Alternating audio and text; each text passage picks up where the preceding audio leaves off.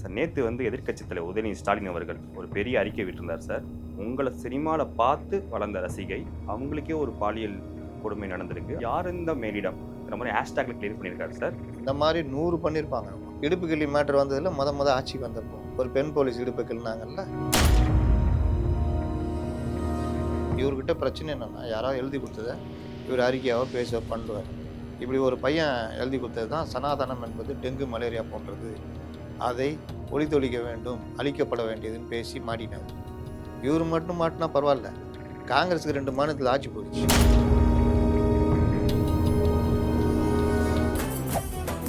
மெரிபா paneer soda, I trust மெரிபா.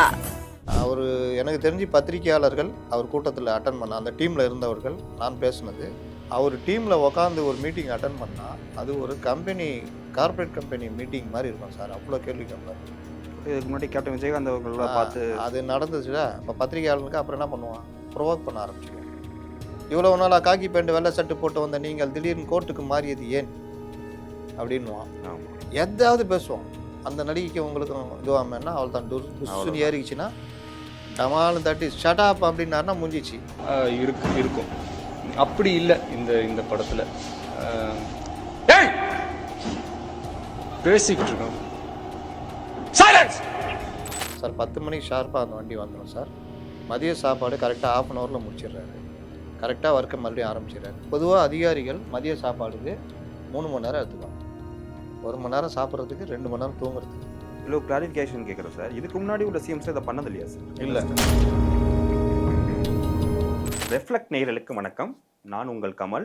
இன்று நம்முடன் சமகால அரசியல் பேச இருப்பவர் மூத்த பத்திரிகையாளர் முத்தலிஃப் அவர்கள். வணக்கம் சார். வணக்கம். கமல்னு பேர் வச்சுக்கிறீங்க. ஆமாம் சார். புரிகிற மாதிரி பேசுங்க, புரியாமல் தான் கேட்ட போகிறீங்க. இல்லை, அந்த கப்பல் மாதிரி அந்த அளவுக்கு பேச மாட்டேன் சார், ஷார்ட்டாகவே பேசுகிறேன் சார். சார் நேற்று எதிர்க்கட்சித் தலைவர் உதயநிதி ஸ்டாலின் அவர்கள் ஒரு பெரிய அறிக்கை விட்டிருந்தார் சார். உங்களை சினிமாவில் பார்த்து வளர்ந்த ரசிகை, அவங்களுக்கே ஒரு பாலியல் கொடுமை நடந்திருக்கு, அதாவது ஸ்ரீவைகுண்டம் இடத்துல நடந்திருக்கு.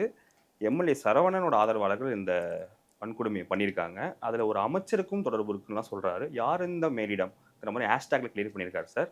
அந்த நியூஸ் பார்த்தீங்களா சார்? பார்த்தேன். ஸ்ரீவைகுண்டம் நடந்த எவ்வளோ நாள் ஆகுது? குறைஞ்சது ஒரு 10 நாள் இருக்கும். ஆமாம். இதுதான் அவருடைய டக்கா தெரியுதா? எல்லாம் மல்லமாக யோசித்து யாராவது ஒரு அறிக்கை எழுதி கொடுத்து அதை கொண்டு வர்றது.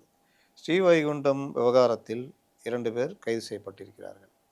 அந்த அம்மா பேட்டியில் சரவணன்ட்ட பேசினேன், அவர் இதை பெருசுப்படுத்தாதீங்க, நான் அதாவது வேலை வாங்கி தரேன் அப்படின்னு. அதில் அவங்க வாலண்டரியாக நான் புஷியானந்துட்ட சொல்லி, விஜய் சார்கிட்ட சொல்லி உங்களுக்கு வேலை வாங்கி தரேன் அப்படின்னு சொன்னாருன்ற மாதிரிலாம் வார்த்தையில் பார்ப்பாங்க. அந்த மாதிரிலாம் ஒருத்தர் சொல்லுவாரான்னு எனக்கு தெரியல. பெருசுப்படுத்தாதீங்கன்னு சொல்கிறதுக்கு நியாயம் இருக்குது. ஏன்னா கட்சி ஆட்சிக்கு வந்ததுக்கு அம்மா அதை பண்ணாமன்னா யாராவது மூடி மறைக்க பார்ப்பாங்க. ஆனால் அது சரவணன் அதை பண்ணாரான்னு எனக்கு தெரியாது. அவங்க சரவணன் மேலே குற்றச்சாட்டு வைக்கிறாங்க. ஆனால் பாலியல் விவகாரத்தில் நேரடியாக சரவணனுக்கு தொடர்பு இருக்குதான்னா அது இல்லை. இந்த விவகாரம் தெரிஞ்சு ஒரு வேளை கெஞ்சிருக்கலாம், அம்மா விட்டுருங்கம்மா நம்ம பேசிக்கலான்னு. அந்த மாதிரி 100 பண்ணியிருப்பாங்க அவங்க. அதனால் இடுப்பு கிள்ளி மேட்ரு வந்ததில் முத ஆட்சிக்கு வந்தப்போ ஒரு பெண் போலீஸ் இடுப்பு கிள்னாங்கல்ல, அதிலிருந்து எத்தனை பாலியல் பலாத்காரங்கள் இந்த மாதிரி விஷயங்கள்லாம் வந்ததே இல்லையா? அதனால் இது கூடுதலாக இந்த ஆட்சியில் ஏதாவது ஒன்று பண்ணி ஒரு பரபரப்பை கொண்டு வரலான்னு, அதுவும் எதிர்க்கட்சி தலைவர்னு பேசுகிறவர் கொஞ்சம் ஒரு இந்த பத்திரிகைகள் எழுதுகிற மாதிரி இந்த மாதிரிலாம் எழுதாமல் ஓரளவுக்கு வர்ற தகவலை கரெக்டாக அதை சரி பார்த்து தான் அந்த அறிக்கையெல்லாம் விடணும். யார் அந்த அமைச்சர் இந்த மாதிரி பேசுகிறதெல்லாம் நாலாந்தர பேச்சாளர்கள் யாராவது பேசுவாங்க. இப்போ யார் அந்த சார்னா அதுக்கு காரணம் இருந்தது. அதில் காப்பாற்ற முயற்சி பண்ணதெல்லாம் அதுக்கு தான் இன்றைக்கி இவங்க பதில் கொடுத்துருக்காங்க. அந்த சிஎம்மும் சொல்லியிருக்காரு சார், இது மாடர்ன் மனுநீதியோட அரசு, யார் அந்த சதிகாரர், உங்கள் ஆட்சியில் அண்ணா யூனிவர்சிட்டி இஷ்யூ. ஆமாம். அதனால் இவர்கள் இப்போ எதிர்க்கட்சி தலைவராக இருக்கும்பொழுது அந்த சொல்கிற அறிக்கைக்கு ஒரு வேல்யூ இருக்கணும். அந்த வேல்யூவை மெயின்டைன் பண்ணணும். எனக்கு என்னென்னு யாராவது ஒருத்தர் இது பண்ணுற மாதிரி பண்ணக்கூடாது. இவர்கிட்ட பிரச்சனை என்னென்னா, யாராவது எழுதி கொடுத்ததை இவர் அறிக்கையாவோ பேச பண்ணுவார். இப்படி ஒரு பையன் எழுதி கொடுத்தது தான் சனாதனம் என்பது டெங்கு மலேரியா போன்றது, அதை ஒழித்தொழிக்க வேண்டும், அழிக்கப்பட வேண்டியதுன்னு பேசி மாட்டினார். இவர் மட்டும் மாட்டினா பரவாயில்ல, காங்கிரஸுக்கு 2 மாநிலத்தில் ஆட்சி போயிடுச்சு. ஆமாம். மத்திய பிரதேச ராஜஸ்தான் எலெக்ஷன் டைமு இவர் பேசுனது ஹிந்தியில் எடுத்து போட்டு விட்டாங்க. அதுலேருந்து காங்கிரஸ் இவரை எலெக்ஷன் வந்தாலே பக்கு பக்குன்னு இருக்கும். அந்த மாதிரி இவர் பண்ணிகிட்டே இது சனாதனத்தை பற்றி திருமாவளவன் பல தடவை பேசியிருக்காரு. ஏன் அவர் மேலே கேஸ் போடல? ஏன் இவர் மேலே கேஸ் போட்டாங்க? இவருன்னு அவ்வளோ பெரிய ஆகப்பெரிய இதுவா? மேட்ரு என்னென்னா, சனாதனத்தில் பல கூறுகள் இருக்குது.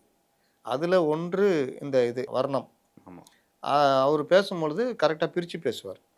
அதே மாதிரி சனாதனத்துடைய சதி, சனாதனத்துடைய இதுன்னு தான் பேசுவார். சனாதனத்தை ஒழிக்கணும், அது வந்து டெங்கு மலேரியா அந்த மாதிரிலாம் என்றைக்குமே திருமாவளவன் பேசினது. சனாதனத்தை வேறொருப்போம்னு சொல்லி மாநாடுலாம் போட்டிருக்காங்க வேற நினைக்கிறேன். இருப்போம்ன்றது வேற. ஒழிக்கப்பட வேண்டும் டெங்கு மலேரியா போல அப்படின்னு. அதில் சனாதனத்தை வேற இருப்போம்னு மாநாடு போட்டுட்டு அதில் என்ன பேசுவாங்கன்னா, இதை தான் பேசுவாங்க. ஜாதி வர்ணம் இருக்குல்ல அது. இந்து தர்மத்தை பேச மாட்டாங்க. சனாதனம் இங்கே மட்டும்தான் ஒரு பேசுறது, பேச்சு வழக்கில் ஒழிக்கப்படணும்னா ஒழிக்கணும்பா அப்படின்ற மாதிரி. கொஞ்சம் நீங்கள் வெளியில் போயிட்டீங்கன்னு வச்சுக்கோங்க, அதர் ஸ்டேட்லாம் சனாதனம்னா இந்து தர்மம், வாழ்வியல் முறை. அதில் ஆமா. பல இது இருக்குது. பிரம்மச்சாரியம், அந்த துறவரம், வாழ்வியல் முறைகள், இந்த மாதிரி பல இது இருக்குது. இறைவனை கும்பிடுறது, அந்த இதெல்லாம். அப்போ சனாதனம்னா அவன் என்னுடைய இப்போ ஒரு இஸ்லாத்தில் ஆளை போயிட்டு அந்த இஸ்லாத்தை ஒழிக்கணும்னா அவன் எப்படி எடுத்துக்குவானோ அந்த மாதிரி தான் சனாதனன் வெளியில் எடுத்துக்கிட்டான். அதுதான் பிரச்சனை. ஆமா. அதனால தான் கெஜ்ரிவால் அலர்னாரு, மம்தா அலர்னாங்க, மகாராஷ்டிரா தலைவர்கள் அலர்னாங்க, காங்கிரஸ் தலைவர்கள் எதிர்ப்பு தெரிவித்தாங்க. ஏன்னா எல்லா ஸ்டேட்லேயும் அடி விழும். இவருக்கு அதை பற்றி கவலை இல்லை. இவருக்கு எழுதி கொடுத்தவன் வேலையை பார்த்துட்டு போயிட்டான். இவர் பேசிட்டு இவர் மாட்டிக்கினார். 5-6 ஸ்டேட்டில் வழக்கு போட்டாங்க. நீதிமன்றம் தான் சொல்லுச்சு. பெரும்பாலான பொதுமக்களுடைய எண்ணங்கள், நம்பிக்கைகள் மேலே பேசும் பொழுது ஆமா. நீங்கள் ஆட்சி அதிகாரத்தில் கூடுதலோட கவனத்தோடு பேசணும் அப்படின்ட்டு வழக்கெல்லாம் முடிச்சு வைக்கல. அந்த கேஸுக்கு நான் அப்பப்போ ஆஜராயிட்டு இருக்காரு ஆமா. உதயநிதி ஸ்டாலின். அதை ஒரே வழக்காக மாற்றி ஒரே கோர்ட்டு கொண்டு வந்து கர்நாடகா அல்லது தமிழ்நாடு நடத்தணும்னு கேட்டார். அதுவும் அவங்க ஏற்றுக்கல. அதனால் இப்போவும் சட்டசபையில் அதே மாதிரி யாரோ எழுதி கொடுத்து சனாதனம் ஒழிக்கப்பட வேண்டும்னு பேசினார். ஆமா. ஆனால் சட்டசபையில் பேசுகிறத வச்சு கோர்ட்டில் கேஸ் போட முடியாது. பார்லிமெண்ட்டில் சட்டசபையில் பேசுறது உறுப்பினர்களுக்கு ஒரு பாதுகாப்பு இருக்குது, சட்ட பாதுகாப்பு. அதனால தான் தப்பிச்சார். அதே வார்த்தையை அவரை வெளியில் பேச சொல்லுங்கள், அந்த வழக்கு இன்னும் பெரிய வழக்காக மாறிடும். புரியுதா? அதனால் அவர் எப்போவுமே அந்த இதை உணர மாட்டேங்கிறாரு. அது மாறாத வரைக்கும் திமுகவை அவர் அடுத்த கட்டத்துக்கு நகர்த்த முடியாது. ஏன் சொல்கிறேன்னா, பேசவே இல்லை, பேச தெரியாமல் இருக்கார் அப்படி இப்படின்னு விஜயை சொல்லியிருந்தாங்க, முதல்வர் விஜய். ஆனால் அவர் வந்து டெப்தான ஆள் தான். அவர் எனக்கு தெரிஞ்சு பத்திரிகையாளர்கள் அவர் கூட்டத்தில் அட்டன் பண்ண அந்த டீமில் இருந்தவர்கள் நான் பேசுனது, சார் நீங்கள் நினைக்கிற மாதிரிலாம் இல்லை, அவர் வந்து விஷயம் தெரியாதவர் இல்லை, அவர் தினசரி எல்லா விஷயத்தையும் அப்போ கட்சி தலைவராக ஸ்டார்ட் பண்ண போடல, அவர் டீமில் உக்காந்து ஒரு மீட்டிங் அட்டன் பண்ணால் அது ஒரு கார்ப்பரேட் கம்பெனி மீட்டிங் மாதிரி இருக்கும் சார். அவ்வளோ கேள்வி கேட்பார். இன்றைக்கி தங்கம் விலை என்ன, ஏன் ஏறிச்சு, ஏன் நேற்று குறைஞ்சி, இந்த மாதிரி கூட கேட்பார். அதுக்கு எல்லாமே நீங்கள் தயாராக இருக்கணும். அந்த அளவுக்கு அவர் ரொம்ப நுணுக்கமானவர். அப்போ ஏங்க ப்ரெஸ் மீட் கொடுக்க மாட்டேங்கிறாரு சார்? கடுமையாக கோவம் வரும் சார். கோவம் வந்ததுன்னா அவர் என்னென்னு பேசுவார்னு தெரியாது. அப்போ அவருடைய கோவத்துக்கு பயந்து அவரை ப்ரெஸ் மீட் வேணான்ற மாதிரி தடுத்து வச்சுருக்காரு. இதுக்கு முன்னாடி கேப்டன் விஜயகாந்த் அவர்கள்லாம் பார்த்து அது நடந்துச்சுல. இப்போ பத்திரிகையாளர்களுக்கு அப்புறம் என்ன பண்ணுவான், ப்ரொவோக் பண்ண ஆரம்பிச்சிருவோம். இவ்வளோ நாளாக காக்கி பேண்ட் வெள்ளை சட்டு போட்டு வந்த நீங்கள் திடீர்னு கோர்ட்டுக்கு மாறியது ஏன் அப்படின்வான். ஆமாம், எதாவது பேசுவான். அந்த நடிகைக்கு உங்களுக்கும் இதுவாமன்னா அவள் தான் புஷ்ஷுன்னு ஏறிக்கிச்சுன்னா டமால்னு தட்டி ஷடாப் அப்படின்னாருன்னா முடிஞ்சிச்சு. பேசிகிட்டு இருக்கேன்ல அவ்வளோதான். அதனால் பேச வேண்டிய இடத்துல பேசியிருக்கார் அப்படின்றது தான் இன்றைக்கி கிடைச்ச மெசேஜ். நிதி ஆயோக்கில் கரெக்டாக பேசியிருக்காரு. ஆமாம், அவர் வேலையை அவர் பர்ஃபெக்டாக செய்கிறாரு அப்படின்றது உதாரணம் தான். முதல்வராக பொறுப்பேற்ற பிறகு தினசரி 10 மணிக்கு வந்துருதான். ஆமாம் சார். நான் சும்மா அந்த பெருமைக்கு அவரை புகழ்ன்றதுக்காகலாம் சொல்லலை. பலரும் சொல்கிற தகவல் செக்ரட்டரியேட் ரிப்போர்ட்டர்லேருந்து பலரையும் நான் கேட்குறது, சார் 10 மணிக்கு ஷார்ப்பாக அந்த வண்டி வந்துடும் சார், மதிய சாப்பாடு கரெக்டாக 1/2 ஹவரில் முடிச்சிடுறாரு, கரெக்டாக ஒர்க்கை மறுபடியும் ஆரம்பிச்சிடுறாரு. பொதுவாக அதிகாரிகள் மதிய சாப்பாடுக்கு 3 மணி நேரம் எடுத்துக்குவாங்க. 1 மணி நேரம் சாப்பிட்றதுக்கு, 2 மணி நேரம் தூங்குறதுக்கு. இல்லை கிளாரிஃபிகேஷன் கேட்குறேன் சார். இதுக்கு முன்னாடி உள்ள சிஎம்ஸ் இதை பண்ணது இல்லையா சார்? இல்லை. ஸ்டாலினுக்கானும் சரி, ஜெயலலிதா அவர்களும் எவ்வளோ? சரி. ஜெயலலிதா வேறு. ஜெயலலிதா சட்டசபை வருவாங்க போவாங்க. அவங்களுடைய போயஸ் கார்டனே ஒரு வார் ரூம் மாதிரி இயங்கும். இவ்வளோ இது அங்கே அவங்கெல்லாம் அவங்கள பற்றி பேசணுன்னா ஒரு 3-4 எபிசோடு பேசலாம். அவங்கள்ட்ட வந்து ஒரு உளவுத்துறை ரிப்போர்ட்டு மிஸ் ஆகி அந்த செய்தி அவங்க கிடைச்சா அந்த உளவுத்துறை அதிகாரி தொலைஞ்சார். அந்த உளவுத்துறை அதிகாரி போட்ட செய்தி மிஸ் ஆனாலும் அவர் தொலைஞ்சார். பத்திரிகைகள் மற்ற இதில் வர்ற நியூஸுகளுக்கு அவ்வளோ மதிப்பு கொடுப்பாங்க, நடவடிக்கைகள் இருக்கும். இவர் தெரியும்ல, தன்னையே ஒப்படைத்து விட்டார் அதிகாரிகளிடம். அவங்க பார்த்து சொல்கிறது தான். அது பின்னாடி சொல்ல நீங்கள் ஒரு ரொம்ப என் மூஞ்சி நேரம் சொல்லாத, முதுகுக்கு பின்னாடி சொல்லணுன்னு. என் மூஞ்சி நேரம் புகழ்ந்தா எனக்கு பிடிக்காது. முதுகுல அண்ணா பின்னாடி நீங்கள் சொல்லு. வந்து பெரிய அறிவாளி பின்னாடி. ஆமா. அந்த வில்லேஜ் மாதிரி விஞ்ஞானி பாஸ். இவர் வந்து இவரை சுற்றி ஒரு 4-5 பேர் நீங்கள் வேணால் பார்த்தீங்கன்னா தெரியும். அந்த அந்த இவர் கொண்டு வந்த அதிகாரிகள் அவர்களே மாற்றி மாற்றி ஷஃபிள் ஆகிருப்பாங்க. அப்போ வேறு அதிகாரிகளே இல்லையா? வேறு ஐஏஎஸ் ஐபிஎஸ் அதிகாரிகளே திறமையானவர்களே இல்லையா தமிழ்நாட்டில்? இவர்கள் மட்டுமே தானா? அதுதான் பிரச்சனை இவர்கிட்ட. இவருடைய தோல்வி காரணத்தை வெளியில் தேடுறாருல்ல. தோல்வி காரணம் என்னென்னா இவர்கிட்டையும் தேடணும். இருட்டில் தொலைச்சதை இருட்டில் தான் தேடணும். வெளிச்சம் இருக்குன்னு வெளிச்சத்தில் போய் தேட முடியாது. சார் நீங்கள் சொன்னீங்க நேற்று வந்து 11வது நிதி ஆயோக் கூட்டத்தில் வந்து ஜோசப் விஜய் அவர்கள் தமிழ்நாடு முதலமைச்சர் கலந்து கொண்டார். ஆனால் இதுக்கு முன்னாடி அரசியல் மேடைகளில் மாநாடுகளில் பேசுகிறப்ப ஸ்டாலின் கடைசியோட நிதி ஆயோக்கில் வந்து கலந்துக்கிட்டார். எலெக்ஷன் டைமில் பார்த்தீங்களா பூனைக்குட்டி வெளியே வந்து விட்டது அப்படின்னு பழைய ட்விட்டை எடுத்து இப்போ டிஎம்கே ஐடிவிங் பேசுகிறாங்க. நிதி ஆயோக் கூட்டத்தில் கலந்துக்கிறது ஒரு முதலமைச்சர் ஒரு கடமை தானே. ஆமாம். அப்போ விமர்சிச்சார்ல, இப்போ அவரோட கடமையை செஞ்சிருக்காருல்ல. இப்போ ஸ்டாலின் பண்ண கடமையை விமர்சிச்சு சரியா தப்பா சார்? 4 நிதி ஆயோக் கூட்டங்கள் நடந்தது. ம். அதில் 3 இவர் கலந்துக்கல. ஆமாம். முதல் நிதி ஆயோக் கூட்டத்தில் இவர் ஆட்சிக்கு வந்த பிறகு வந்த முதல் நிதி ஆயோக் கூட்டத்தில் இவர் கலந்துக்காததுக்கு இவர் சொன்ன காரணம் எங்கள் அப்பாவுக்கு நினைவு நாள். அப்பா மறைந்து 4-5 ஆண்டுகள் பிறகு அப்பாவுக்கு நினைவு நாள்னு அவ்வளோ முக்கியமா? நிதி ஆயோக் கூட்டத்தை விட நிதி ஆயோக் கூட்டம்ன்றது இந்த இந்தியாவில் இருக்க எல்லா மாநிலங்களுடைய முதல்வர்கள் மட்டும் கலந்துக்கிற கூட்டம். அதனுடைய தலைவர் பிரதமர், நிதி ஆயோக் துணைத் தலைவர் ஒருத்தர் இருப்பார்.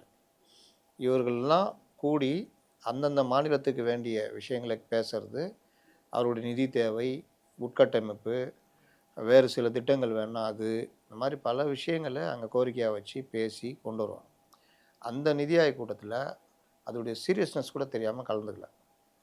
முதல்வர் கலந்துக்க முடியலன்னா ஸ்பெஷல் பர்மிஷன் வாங்கி முன்கூட்டியே நிதித்துறை செயலரோ அல்லது நிதி அமைச்சரோ கலந்துக்க வைக்கலாம். அதை கூட அவங்க செய்யலை. 2வது நிதி ஆயோக் கூட்டத்துக்கு நிதி ஆயோக் கூட்டம்னா பொதுவாக டேட்டு இருக்கும், ஒரு மாதம் முன்னாடி சொல்லிடுவாங்கன்னு வச்சுக்கோங்களேன். இவர் ஜப்பானுக்கு போகிறார், கேட்டால் முதலீட்டை இருக்க போகிறேன்னு போகல. 2வது 3வது நிதி ஆயோக் கூட்டத்துக்கு நிதி மெட்ரோவுக்கு நிதி கொடுக்கல அப்படின்ட்டு அதுக்காக புறக்கணிச்சார். இது எல்லாம் சில்லித்தனமான காரியங்கள். ஏன்னா நீங்கள் எவ்வளோ வேணால் அரசியல் ரீதியாக சண்டை போட்டுக்கலாம், ஆனால் அரசு ரீதியாக உங்கள் கடமையை நீங்கள் செய்யணும். அது செய்யலைன்னா நீங்கள் அதுக்கான பதவியில் இருக்கிறதுக்கு அர்த்தம் இல்லை. 4வது நிதி ஆயோக் கூட்டம் நடக்கும்போது தான் இடி ரெய்டுன்னு பெருசாக நடக்குது. இவர் அங்கே போயிட்டு பிரதமரை வேற தனியாக சந்திக்கிறார். அதைத்தான் அவர் பூனைக்குட்டி வெளியே வந்து சொன்னார். அப்போ நிதி ஆயோக் கூட்டத்தை எவ்வளோ இம்பார்ட்டன்ஸுன்றதை இவர் இப்போ போன முதல்வர் அதில் பேசின விஷயங்களை நமக்கு தெரியும். எய்ம்ஸ் கோவைக்கு வேண்டும், இளைஞர்களுக்கான 5 லட்சம் இளைஞர்களுக்கான அந்த ஸ்டார்ட் அப் இதுக்கு வந்து எங்களுக்கு பண்ணுறதுக்கு உதவி வேணும். 6 வழிச்சாலை, 8 வழிச்சாலை, இந்த மாதிரி ஒரு 4-5 சாலை திட்டங்களுக்கான நிதி இது வேணும்.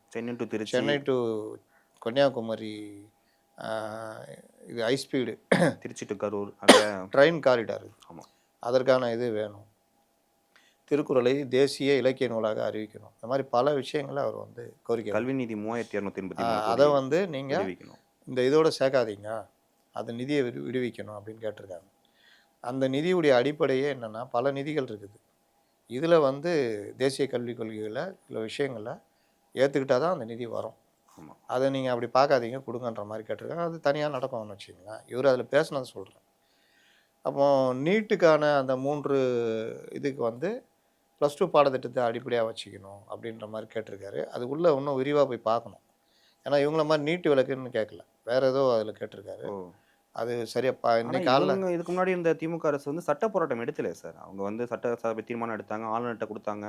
அதை தான் சொல்கிறேன், நீட்டு வேணாம், நீட்டுக்கு விலக்கு வேணும்னு கேட்டதும் இவர் கேட்டிருக்கிறதும் வேறு கோரிக்கைன்னு நினைக்கிறேன். ஏன்னா இவர் வந்து எம்டி, இந்த உயர் படிப்பு, இந்த மாதிரி விஷயங்கள் கேட்டிருக்காரு. அதனால் அது என்னன்றதை நாம் பார்த்துட்டு தான் அதை பேச முடியும். ஆனால் தாவேகாவை பொறுத்த வரைக்கும் பல விஷயங்களை திமுக ஃபாலோ பண்ணுறாங்க. அது சரியான ஏற்பாடு அல்ல. நீங்கள் மற்றொரு திமுக அல்ல, மற்றொரு அதிமுக அல்ல. ஒரு பக்கம் அதிமுகவில் இருக்கவங்களெல்லாம் சேர்த்துட்டு நாங்கள் தான் உண்மையான அதிமுகன்றது. அதிமுகவே வேணான்னு சொல்லி தான் உங்களுக்கு ஓட்டு போட்டுக்கிறாங்க. எங்கள் கட்சிக்கே தாய் வந்து அதிமுகங்கிறார். அதுதான் சொல்கிறேன். அவர் ஏதாவது உளறி வச்சுட்டு இருக்காரு. அதிமுகவும் திமுகவும் வேணான்னு சொல்லி தான் தாவேகா இது பண்ணியிருக்காங்க. தாவேகா தனித்து விடப்பட்ட தாவேகா 108 இடங்களை ஜெயிக்குது. அப்போ இவர்கள் தேவையில்லைன்னு புறக்கணிச்சு தான் உங்களுக்கு போட்டிருக்காங்க. நீங்கள் வந்து அவங்கள்ட்ட நாங்கள் தான் அதிமுகன்னா கோவம் வரமா வராது ஜனங்களுக்கு? இன்னொன்று தாவேகாக்குன்னு ஒரு அடிப்படை தன்மை இருக்குது. அந்த தொண்டர்களுடைய அப்பழுக்கற்ற அந்த முயற்சி, வேலை, தியாகம் எல்லாம் சேர்ந்து தான் விஜய் மக்கள் இயக்கம், அந்த பணிகள்லாம் சேர்ந்து தான் ஆட்சியில் உட்கார வச்சிருக்கு. விஜயுடைய அந்த முயற்சி எல்லாம் சேர்ந்து. அப்போ நீங்கள் அதை முற்றிலும் ஓரம் கட்டி விட்டு, அந்த தொண்டர்களை ஓரம் கட்டி விட்டு, வெளியிலேருந்து ஃபுல்லாக இறக்குனா, நான் ஒரு சின்ன உதாரணம் சொல்கிறேன். திருச்சியில் கோபா கிருஷ்ணன், வெல்லமண்டி நடராஜன் 2 பேரும் வர்றாங்க உள்ளக. அப்போ அங்கே இருக்கிறவரு இதில் வேற கூபா கிருஷ்ணன் பையன், வெல்லமண்டி நடராஜன் பையன், இவங்களும் ஆதிக்கமாக. அப்போ இந்த பரம்பரை ஆதிக்கம் அதுக்குள்ளே வந்துடும். அப்போ ஒரு ஏழையாக இருக்கிற ஒரு மன்றத்துடைய மாவட்ட செயலாளர், கட்சியுடைய மாவட்ட செயலாளவன், அவரால் என்ன பண்ண முடியும்? இவங்களை எடுத்து அரசியல் பண்ண முடியும். அப்போ ஒரு லாப நோக்கத்துக்காக உள்ளே வந்தவங்க, இல்லை அங்கே இருக்க முடியலன்னு இங்கே உள்ளே வந்தவங்க, அவங்களுடைய ஆதிக்கத்துக்கு கீழே தாவேகா போச்சுன்னா அதுவுடைய தன்மை இருக்குமா? மற்ற கட்சி மாதிரி தான் இந்த கட்சியும் மக்கள் பார்க்க ஆரம்பிச்சிருவாங்க. அப்போ 10 வருஷம் ஆள வேண்டியவங்க இந்த மாதிரிலாம் பண்ணியிருந்தா 5 வருஷத்தோடு முடிஞ்சிடும். இப்போ திமுக இந்த இது கொடுக்குறாங்கல்ல, அதில் பிரச்சனை என்ன வருது?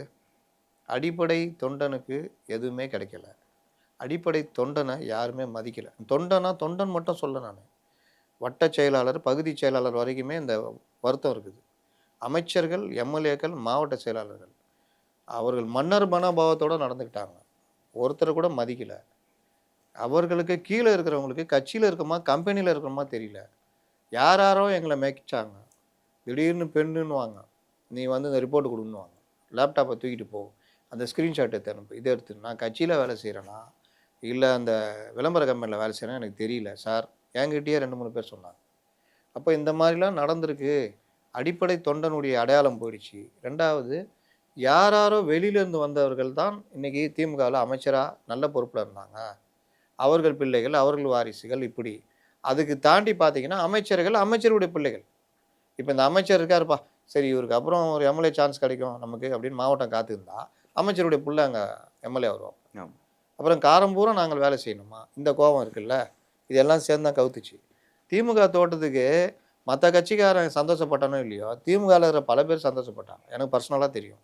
பட் அடிக்கிட்டோம் இப்படிலாம் வந்தால் தான் கொஞ்சம் அடங்குவாங்க. ஓவர் ஆட்டம் இப்படி அவங்கள. டிநகர் இதுக்கு முன்னாடி ஜெயித்த எம்எல்ஏலாம் டிவிக்கில் தான் போய் சேர்ந்தாங்க. அவரு சைடு நான் நியாயம் ஒத்துக்க மாட்டாங்க. ஏன்னா இருக்கிற வரைக்கும் பதவி சோகத்தை அனுப்பிடுறீங்க. அவங்க அண்ணன் இறந்தவுடனே பையனுக்கு கொடுக்கலாம் தான் ட்ரை பண்ணாங்க. வாரிசு கட்சி தானே அது. ஆனால் பையனுக்கு கொஞ்சம் இது வயசு கம்மி இருந்ததுனால இவர் கொடுத்தாங்க. குடும்ப சண்டையில் 5 வருஷம் இருந்தீங்கல்ல. ஆமாம். அதுக்கப்புறம் மாற்றி அவர் கொடுக்குறாங்க. 5 வருஷம் நீங்கள் நல்ல பேர் வாங்கி உங்களை மாற்றினா அவரை கொடுக்காம விடக்கூடாதுன்னு கட்சி தொண்டர்களும் பகுதி மக்களும் ஏதாவது போராட்டம் நடத்தினா பரவாயில்ல. நீங்கள் 5 வருஷம் எங்கே இருக்கீங்க என்ன இருக்கீங்கன்னு தெரியாது. கட்சிக்கு எதிராகவும் வேலை பார்த்தாரு. அப்போ இவரை மாற்றினோன்னா அது யார் கொடுத்தாங்க? உங்கள் அண்ணன் பையனுக்கு தானே கொடுத்தாங்க. உங்களுக்கு யாரை தெரியும்? உங்கள் அண்ணனை வச்சு தானே உங்களுக்கு தெரியும். அப்போது அண்ணன் பையனுக்கு கொடுத்ததே வெறுத்து போயிட்டு நான் கட்சிக்கு எதிராக வேலை செய்வேன்னு போனால் மகளை கொண்டு போய் தாவேகளை சேர்த்துட்டீங்க. நீங்களும் போயிட்டீங்க. அதுக்கப்புறம் உங்களுக்கு சைடு என்ன நியாயம் இருக்குதுன்னு கேட்குறேன். இதே தான் இங்கே பொருந்தோம். நீங்கள் அதிமுக வந்தால் மற்ற கட்சியில் வந்தவங்களாம் பொறுப்பெல்லாம் கொடுத்துட்டு இவன் காலம் பூரா உழைச்சிக்கிட்டே இருக்கணும்னா அவனுக்கு என்ன இருக்கும்? இதுவும் இன்னொரு திமுகன்ற மாதிரி ஆகிடும். அந்த நிலைமை வரக்கூடாதுன்றது தான் தாவேகாவுடைய அடிப்படையான ஒரு விஷயம். சார், இப்போ கொஞ்ச நாளாகவே ஜென்சி மத்தியில் திமுக ஆதரவு இல்லைங்கிறத உடைக்க விதமாக நிறைய இடத்துல மீட்டிங் போட்டுட்ருக்காங்க. நிறையா டிஸ்ட்ரிக்ட்லாம் நடக்குது இந்த ஜென்சி மீட்டப். அதுலேயும் பார்த்தீங்கன்னாலும் அவங்க ஊபி, கொத்து, ஸ்ப்ரவுட்ஸ் இதை அவங்க ட்ரால் மெட்டீரியலே அவங்க கௌரவமாக சொல்லிக்கிறாங்க. அங்கேயுமே நேற்று தஞ்சாவூரில் நடந்திருக்கு. சில பேர் பேசுகிறாங்க, நான் மேயர் பேரன், மினிஸ்டரோட பேரன். அங்கேயுமே வாரிசு ஜென்சிலையும் இருக்குது. இது உண்மையிலேயே ஜென்சி மீட்டிங்? அது ஜென்சின்றது ஒரு சொல்லாடலுங்க. ஆமாம், இளம் தலைமுறை. இன்னைக்கு சொல்லும் போது ஜென்சின்னு சொல்லிக்கிறோம். இதுக்கு முன்னாடி என்ன சொல்லுவீங்க? ஜென்சி எல்லா காலகட்டத்திலையும் இருந்திருக்கு. பகத்சிங் யார்? ஜென்சி. அப்போ அன்றைய காலத்து ஜென்சி அவர் தான். சுதந்திரத்துக்கு பிறகு காங்கிரஸில் தான் ஜென்சிகள் அதிகமாக இருந்தாங்க. அண்ணா திமுகவை ஆரம்பித்த பிறகு பல ஜென்சிகள் மொழி, இனம், இந்திய எதிர்ப்பு போராட்டம் அப்படின்னு லட்சக்கணக்கான இளைஞர்கள் திமுகவில் திரண்டார்கள். அதுதான் ஆட்சி மாற்றத்தை 67 கொடுத்தது. அது எம்ஜிஆர் மூலிமா ஜென்சி வந்தார்களா, சிவாஜி மூலிமா வந்தார்களா, அண்ணா மூலிமா வந்தாங்களா, கலைஞர் மூலிமா வந்தாங்கன்னா பிரித்து பார்க்க முடியாது. எம்ஜிஆரை கட்சியை விட்டு வெளியேற்றணுன்னா எம்ஜிஆர் பக்கம் இருந்தது பெரிய அளவில் ஜென்சி. இவர் செங்கோட்டையன் யார்? அன்றைய ஜென்சி தானே. அன்றைய ஜென்சி. அன்றைக்கி அவருக்கு வயசு 29, 28. ஆமாம். திருநாவுக்கரசர், KKS சார், இந்த மாதிரி பல பேர் சொல்கிறாங்க, ஜெயக்குமார், இவங்களாம் அன்றைய ஜென்சிகள். அதற்கு பிறகு நீங்கள் 80களில் இடதுசாரி இயக்கங்கள், அதாவது விட்டதை பிடிக்கணும்னு 50களில் அண்ணா திமுகலாம் ஆரம்பித்த பிறகு அப்படியே பின்தங்கிட்டாங்க. அதுக்கப்புறம் 80களில் ஒரு வேலையில்லா திண்டாட்டம், ஒரு பெரிய எழுச்சி வருது. அப்போ DYFI பெரிய அளவில் அங்கே இருந்தது யார்? ஜென்சிகள் தானே. இடதுசாரி இயக்கங்களில் பெரிய அளவில் இளைஞர்கள் இருந்தாங்க. இதை பார்த்து பயந்து போன கலைஞர் ஸ்டாலினை வச்சு இளைஞரணின்னு ஆரம்பித்தார். அன்றைக்கு இருந்தாங்க இளைஞர்கள். ஏன்னா வைகோ பின்னாடி பெரிய கூட்டம். ஆமாம். அந்த ஜென்சி அன்னைக்கு திமுக இருந்ததா இல்லையா? எம்ஜிஆரை மீறி இருந்தது. ஆமாம். அதுக்கு அடுத்தது வைகோ பின்னாடி ஒரு ஜென்சி திரண்டது. 93 வைகோ உடைச்சிட்டு போனப்போ அவர் கூட பெரிய ஜென்சி கூட்டம். ஆனால் அந்த ஜென்சி கூட்டத்தை விட ரஜினி பின்னாடி இருந்த ஜென்சி கூட்டம் அதிகம். அது என்ன ஆச்சுன்னா 96 எலெக்ஷனில் ரஜினிக்கு அந்த ஜென்சி கூட்டம் தயாராக இருந்தது. அவரும் மூப்பனாரும் சேர்ந்திருந்தாலும் ஜெயிச்சிருப்பாங்க இந்த மாதிரி. ஆனால் அவருக்கு ஒரு பயம், அவருக்கு நடிக்கணும் அதுன்னு ஆசை, விட்டுட்டார். அதனுடைய விளைவு என்ன ஆச்சுன்னா அந்த ஜென்சி எல்லாம் கலைஞருக்கு சாதகமாக அமைஞ்சு திமுக 71க்கு பிறகு மிகப்பெரிய வெற்றியை 96ல் பெற்றது. ஜெயலலிதா மீதான வெறுப்பை வந்து அவர் திமுக ஓட்டு போடுங்கன்னு சொல்லி காட்டினார். பண்ணிட்டார். அந்த ஜென்சி வந்து இவங்களுக்கு யூஸ் ஆனாங்க. கலைஞர் அறுவடை பண்ணார். அதே மாதிரி 2009-10 பீரியடில் இளைஞர் இளம்பெண்கள் பாசறை உருவாக்குனாங்க. அதில் ஒரு பெரிய ஜென்சி கூட்டம் அதிமுகவில் இருந்தது. இப்படி ஜென்சிக்கள் வந்து கன்வெர்ட் ஆகிட்டே வருவாங்க. இதில் இப்போ ஒரு ஜென்சி கூட்டம் விஜய் ஆதரிக்கிறாங்க. விஜய் மட்டும்தான் ஆதரிக்கிறாங்களான்னு பார்த்தீங்கன்னா அது தப்பு. அதே ஜென்சி கூட்டம் சீமான் பின்னாடி திரண்டார்கள். ஆமாம். 4%. அவர் கரெக்டாக ஒரு நல்ல லெவல் வரும்போது கமல் வராரு. கமலுக்கு பின்னாடி ஒரு ஜென்சி கூட்டம் திரளுது. இவர் மாறுதல் கொடுப்பாருங்க. ரஜினி பின்னாடி யோசிக்கிறாங்க. அவர் பின்தங்கி போயிட்டார். கமலுக்கு பின்னாடி ஒரு 8%. அதற்கு பிறகு அண்ணாமலைக்கு பின்னாடி ஒரு ஜென்சி கூட்டம். வழக்கமாக பாஜக தலைவர்கள் வேலை இல்லை இவங்க எப்போ பார்த்தாலும். ஆனால் அண்ணாமலை வந்த பிறகு பெருவாரியான இளைஞர்கள் அண்ணாமலை பக்கம். அப்போ அண்ணாமலை ஒரு தேசிய கட்சியுடைய ஒரு மாநில தலைவராக இருக்கிறதுனால ஒரு கட்டத்துக்கு மேலே அது நகரலை. அப்போ இந்த மாதிரி ஏமாற்றம் அடைந்த ஜென்சி கூட்டம், ஏன் உதயநிதிக்கு பின்னாடியே ஒரு ஜென்சி கூட்டம் இருந்தது 2021. அப்போ இது எல்லாமே ஒரு வெறுப்பில் தான் விஜய்க்கு வந்து விழுந்தது. ஆனால் மாற்றத்தை விரும்புபவர்கள் ஒவ்வொரு காலகட்டம். ஜென்சிகள் மட்டும்தான் விஜய்க்கு வெற்றி காரணமானா கிடையாது. அதான் தப்பாக புரிஞ்சிருக்காங்க. ஆமாம். கல்ட்டு ஃபாலோவர்ஸ்னு வாங்க. விஜயை தீவிரமாக ஆதரிப்பவர்கள். இன்னும் 40 வருஷம் ஆனாலும் விஜய் மாதிரி ஓட்டு போட மாட்டான். என்ன விஜய் தப்பே செஞ்சாலும் அதை பண்ண மாட்டான். அவன் வந்து சரிப்படுத்தி தான் பேசுவான். அப்படியே வந்துகிட்டு இருக்கிறான். விஜய் ரசிக்கிறான். அது ஒன்று. ஜென்சி, அதில் ஜென்சியும் இருக்குது, வெளியில் இருக்கிற ஜென்சி கூட்டமும் இருக்குது. இது பிறகு பெண்கள். இவர்கள் ஆட்சியினால் வந்த குடும்ப வன்முறை, டாஸ்மாக்கு, அது இது இந்த கோபத்தில் வந்த பெண்கள் பெரிய அளவில் இவருக்கு ஆதரவு. ஆன்டி இன்கம்பன்சி, மாறுதலை விரும்பும் வாக்காளர்கள், அவர்கள் ஒரு 10% இருப்பாங்க. 2021 அதிமுக வேணாம் அப்படின்னு திமுகவுக்கு வந்து கூட்டணிக்கு போட்டாங்கல்ல, அதே மாதிரி இவங்க 2 பேருமே வேணாம் அப்படின்ட்டு விஜய்க்கு போட்டவர்கள். இது எல்லாம் சேர்ந்து தாண்டி அண்ணாமலையை ஓரங்கட்டுறீங்களா, உங்களுக்கு போடணுமா அப்படின்ட்டு ஆமாம் போட்டவங்களாம் இருக்காங்க. அதெல்லாம் காங்கிரஸில் 2 கூட்டம் பிரிஞ்சது இல்லை, அதில் ஒன்று உங்களுக்கு ஏன் நாங்கள் ஓட்டு போடணும் அப்படின்னு தாவேகா போட்டு, இப்படி எல்லாம் சேர்ந்து தான் அவருக்கு 108 இடம். எல்லாமே ஒரே நேரத்தில் அறுவடை பண்ணிட்டாரு சார். அது ஒரு மேஜிக் தான். அது சில பேருக்கு சில நேரம் அமையுங்க. நீங்கள் என்ன பண்ணாலும் அது நல்லதாகவே நடக்கும். சில படங்கள், சினிமா படம் பார்த்தீங்கன்னா உருகிலாம் எடுத்திருப்பாங்க, செதுக்கி எடுத்திருப்பாங்க, ஓடாது. ஒன்றுமே இல்லாமல் ஒருத்தன் எடுத்திருப்பான், பிச்சுக்கிட்டு போவோம். இல்லை அதுக்கே நான் எக்ஸாம்பிள் சொல்லுவோம் சார். அந்த டயத்தில் வந்து பார்த்தீங்கன்னா ஆழம் வந்தாலும் ரொம்ப கஷ்டப்பட்டு கமல் நடிப்பார், ஃப்ளாப் ஆகிட்டு இருக்கும். இவர் திருப்பாச்சி சிவகாசின்னு ஒரு சிம்பிள் கமர்ஷியல் இருக்கும், செமையாக போயிட்டு இருக்கோம். இந்த இப்போ ஒரு பையன் வந்தானே, அந்த செல்ஃபோனை மாற்றிட்டு லவ்வர்ஸ் 2 பேர் சத்யராஜ் மாற்றி கொடுப்பாரு. என்ன படம்? Love today. அதில் என்ன இருக்குது அதில்? அதனால் நீங்கள் எப்போ எது எப்படி ஓடணும்லாம் சொல்ல முடியாது. அந்த மாதிரி தான் கட்சி அரசியல் ஒருத்தருடைய வாழ்க்கை நிலையம். அவர் ஆரம்பத்துலேருந்து ஆட்சி பொறுப்பு ஏற்றத்துலேருந்து ஒரு வார்த்தை சொல்லிகிட்டே இருக்காரு சார். ஒன்றிய அரசோட இணக்கமாக தான் நாங்கள் போவோம் அப்படிங்கிற வார்த்தையை சொல்லிக்கிட்டே இருக்காரு. இது மாதிரி இந்த 6 வழிச்சாலைக்கு வாண்டடாகவே சொல்கிறாரு, நீங்கள் தேவைப்படுற நிலங்களை நாங்கள் கொடுப்போம், நிலக கையப்படுத்துதலை நாங்கள் வந்து உங்களுக்கு சப்போர்ட் பண்ணுவோங்கிறாரு. இதுக்கு முன்னாடி நில கையப்படுத்துதலை பசுமை வழிச்சாலையில் ஏடிஎம்கேபியில் நிறைய ப்ரொட்டஸ்ட் நடந்துச்சு. விவசாய நிலங்கள் தான் நில கையப்படுத்துவாங்க. இதை எப்படி அவர் துணிச்சு சொல்கிறாரு? இது சரியான முன்னுதாரணமா? இல்லைங்க, நீங்கள் ஒரு நாட்டுடைய வளர்ச்சிக்கு போகும்போது 2 விஷயங்க. விவசாய நிலங்களை பாதுகாக்கணும், மாறுபட்ட கருத்து கிடையாது. அதே நேரம் சாலை வளர்ச்சி மற்ற விஷயங்களை வச்சு தான் தொழில் முதலீடுகள் உள்ளே வரும். அப்போ அந்த சாலை போடுறதுக்கு விவசாய நிலங்களை பண்ணக்கூடாது. ஆனால் தரிசு நிலங்கள் மற்ற இது இருக்கும், அதை நோக்கி நகர்ந்தால் ஒன்றும் பிரச்சனை இருக்காது.